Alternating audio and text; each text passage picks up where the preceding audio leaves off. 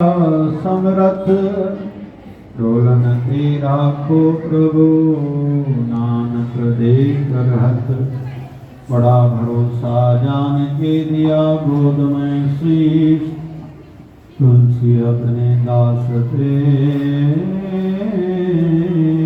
दया करो जगदीश। धनाश्री महला पंजवा।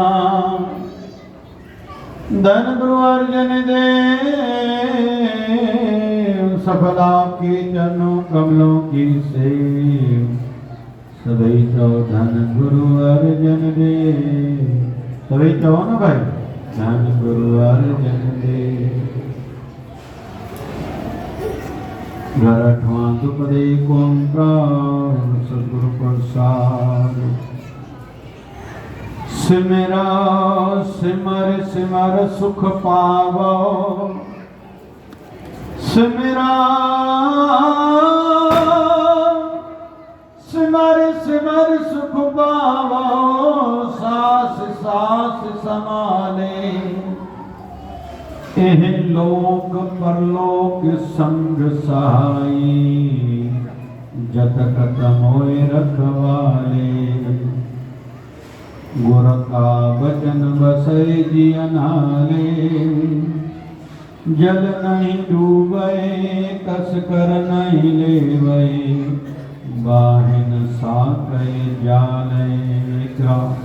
निर्धन का धन अंधले का टिक मात दूध जैसे बाले सागर में गोहित पायो हर नानक करी कृपा कृपाले। सतनाम श्री हरि वाहिगुरु। जाओ ना भाई सतनाम श्री हरि वाहिगुरु। एक छोटा सा मेरा निवेदन, अमावस्या के दिन श्रीमद् भगवत गीता के पाठ करने से हमारे पितरों को मोक्ष गति मिलती है। अगर पूरा विधिवत पूरी गीता का पाठ किया जाए, सामने जल भर के रखें, दीप जलाएं, फिर ओम नमो भगवते वासुदेवाय की एक माला करें, फिर वो जल सूर्य नारायण को तर्पण करें, पीपल भगवान पर चढ़ाएं और गौ माता को पिलाएं। कोई पूरी गीता का पाठ न कर सके तो 7वें अध्याय के पाठ करने से भी यही फल मिलता है ना? वैसे ही किसी को मोक्ष दिलाने की अभिलाषा है, हमारे पितरों को मोक्ष मिले, श्रीमद् भागवत महापुराण की कथा करानी चाहिए। फिर मेरा भी मोक्ष का मार्ग खुले, फिर भागवत महापुराण की कथा करानी चाहिए। मेरी दुर्गति ना हो, मेरा अंत खराब ना हो, तो शिव महापुराण की कथा करानी चाहिए। ऐसे अलग अलग नियम फल बताए गए हैं। और आज वे जिन्होंने जैसे सवेरे सरसों का तेल लगा के आज और कल जिन्होंने स्नान ऐसे किया, नरक की यातनाओं से वो बचेंगे। और आज रात को और कल रात को घर के बाहर 2 दीप जला देना, कि यम दीप दान किया जाता है, यम देवता को दीप दान किया जाता है। तो यमदूत जब शरीर से प्राण निकालते तो पीड़ा कम देंगे, ऐसी मान्यता है। मैंने ये विषय इसलिए लिया कि पाठ पारायण जितनी भी कथाएं हैं, पढ़ने का फल तो है, लेकिन उसमें जो लिखा है जब तक अमल में वो आचरण में नहीं लाएंगे पूरा फल हम लोग प्राप्त नहीं कर पाएंगे। तो ये पाठ जो 3 दिन का अखंड चला, लोग मानते हैं कि ये 10 गुरुओं की जोत है, 11वीं पातशाही है। हम सभी दोनों रात्रि को सोए थे, लेकिन हमारा गुरु जिनकी आस्था है उनके गुरु 2 रात को जोर से कहो ना, 2 रात को नहीं सोए थे। तो उन्होंने जो जागरण करा हमारे लिए, तो हमें क्या प्राप्त हुआ? हम कुछ तो यहाँ से कुछ लेके जाएं। तो ये जो आज ये हमने पढ़ा, इसको कहा जाता है वचन सार। दूसरी भाषा में कहा जाता है ये है आज्ञा। कि आगे आपको ऐसे ऐसे आचरण करना चाहिए। तो हमने क्या सुना?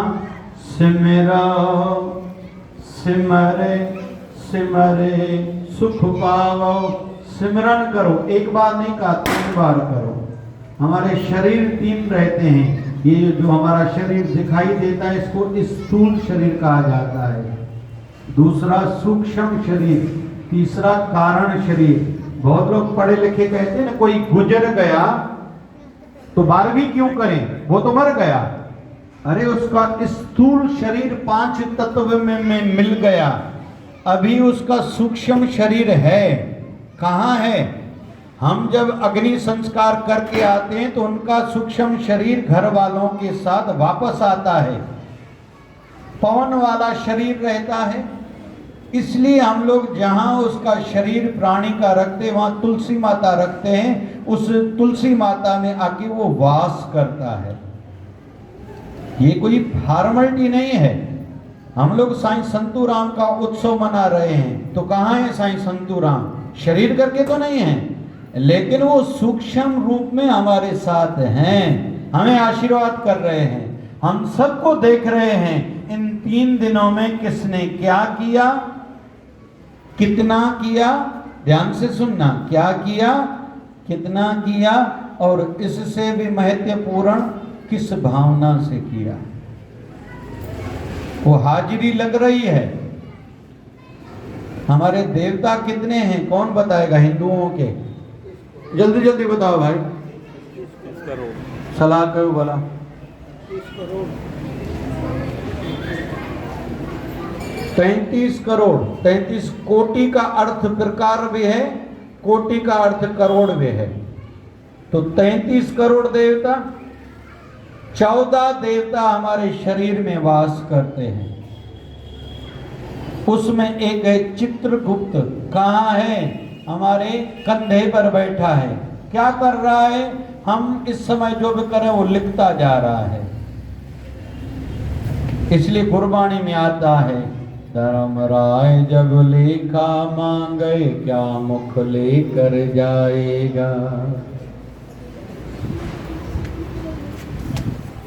दुनिया में यारो खूब कमाए हीरा और मोती, दुनिया में यारो खूब कमाए हीरा और मोती, क्या करोगे यारो कफन में तो जेब भी नहीं होती। इसलिए ये वाला धन हम लोग इकट्ठा कर रहे हैं ना, राम नाम का धन और आशीर्वाद का धन, ये हमारे साथ चलेगा। बहुत लोग कहते हैं किसके साथ क्या जाता है? बहुत कुछ जाता है भाई, शरीर नहीं जाता, वस्तुएं और व्यक्ति भी साथ में नहीं जाते, लेकिन अपने कर्म तो जाते हैं ना, आशीर्वाद जाती है साथ में। वहां जिन्होंने यहाँ अच्छे कर्म करे ना, वहां हमारे गुरुदेव बाहें फैला के खड़े रहते अपने धाम में, कहते हैं आइए, मैं इंतजार में था, तेरा समय पूरा हुआ, तूने सार्थक सफल करा, आओ तेरा स्वागत है, आज के बाद तू मेरे ही धाम में रहेगा।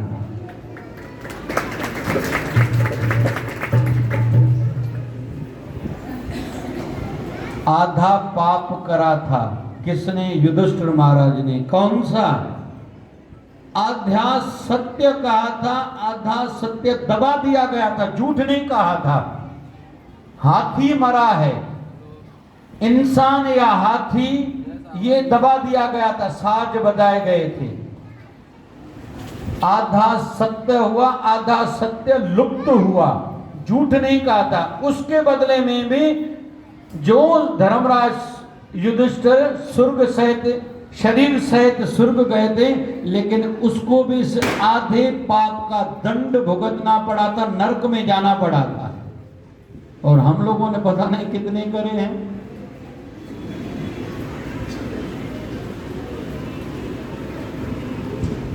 फिर एक विश्वास की आस है, जब तेरी कृपा पे नजर जाती है, जब तेरी कृपा पे नजर जाती है, तो मेरे मालिक मेरी आंख भर आती है। तू कुछ दे रहा है इस कदर, कि मेरे मांगने से पहले झोली भर जाती है। उनमें आस है, बगैर मांगे भी वो दे देते हैं। इसलिए हम उनको नहीं भी कहें कि हमारा अंत अच्छा हो, परलोक संवरे, लेकिन वो संवारेंगे। ऐसे हैं हमारे गुरुदेव, ऐसे हैं हमारे इष्ट देव। लेकिन किन पर कृपा होगी? सिमरो सिमर सिमर सुख पावो, सास सास समाले, एह लोक परलोक संग सहाय। यहाँ भी हमारे साथ हैं, परलोक में भी साथ में रहेंगे। जत कत मोह रखवाले। अंत में एक उदाहरण दो, संत और भगवान हमारे कितने नहीं दयालु रहते हैं। हमारे गुरुदेव, हमारे इष्ट देव कितने दयालु हैं। भगवान बुद्ध ने अवतार भारत की धरती पर नहीं लिया था। उस समय अखंड भारत था, आज का नेपाल है। लेकिन शरीर त्यागा था भारत में, कुशीनगर में। साक्षात्कार पाया था बोध गया में। धर्म का प्रचार किया था विदेश में।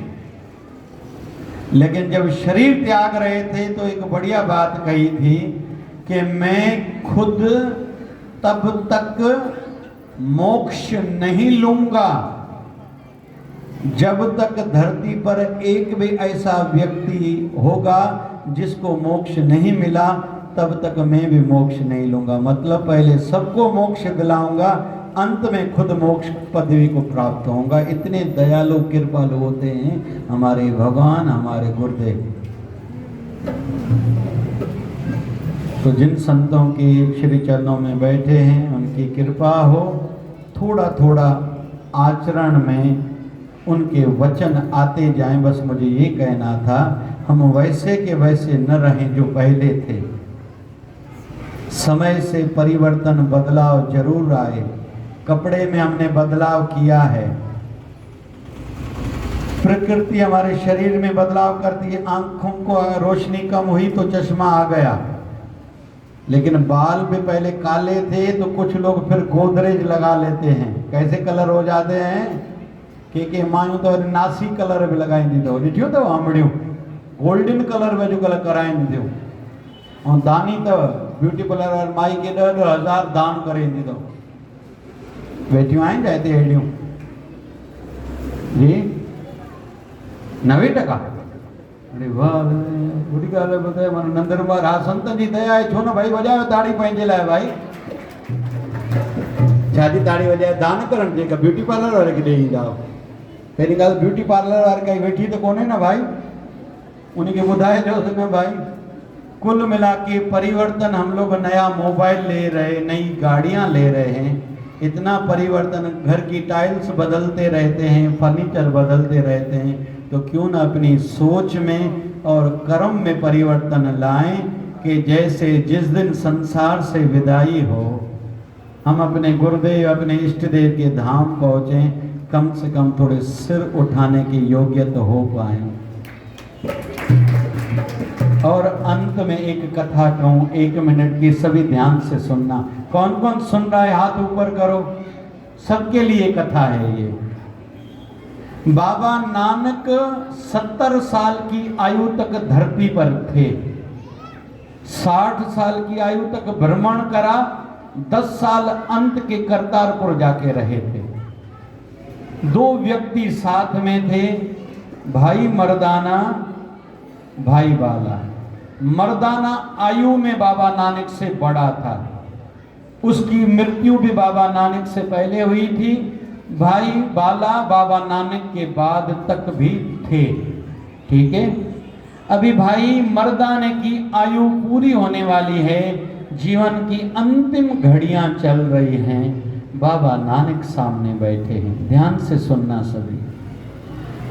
बाबा नानक कहते हैं, अरे तू मेरा यार है, तू सदैव मेरे साथ रहा था, खूब सेवा करी है, मांगो क्या चाहिए।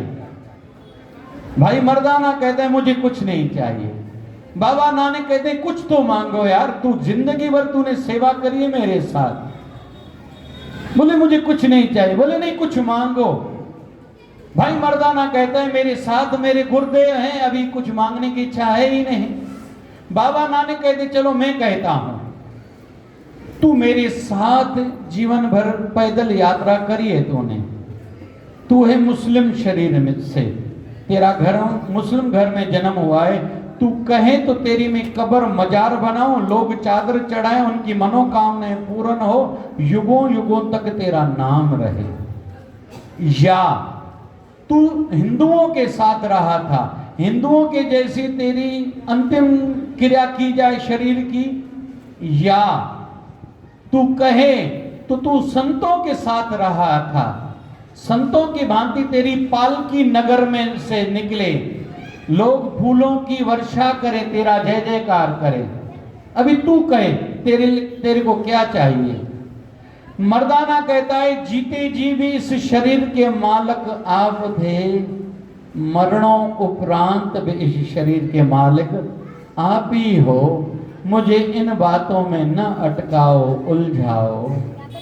मेरी एक निवेदन है, जब मेरे शरीर से अंतिम प्राण बाहर निकले तो मेरे मुख पे राम नाम हो, और जब आखिरी बार मेरी आंखें बंद होने वाली हों उस समय मेरी आंखों के सामने आप होना, बस मुझे और कुछ नहीं चाहिए। संसार की चीजें, मेरे शरीर का क्या होगा आप जानो, आपका काम जाने, लेकिन आखिरी बार जब आंखें बंद हो, आपका दर्शन करते हुए मेरी आंखें बंद हो, और आखिरी बार जब श्वास निकले तो मुख में राम जरूर हो, बस मुझे यही चाहिए। और हम भी जितने बैठे हैं बाबा जी से यही मांग के जाएंगे कि हमारे शरीर की दशा भी अंतिम समय में ऐसी हो, क्योंकि अगर भीष्म पितामह ने ठाकुर जी से ये वरदान मांगा था तो ठाकुर जी उनके अंतिम समय पर उनको दर्शन देने हेतु गए थे। अगर हमारी भी अरदास प्रार्थना ऐसी होगी, भावना ऐसी होगी, हमारे शरीर का भी अंत भले कहीं भी हो, हमारे गुरुदेव आके उसी समय दर्शन देंगे, अपनी गोद में ले लेंगे और अपने धाम लेके जाएंगे। कुल बाबल गुरदास राम सदगुरु बाबा शिव भजन की जय।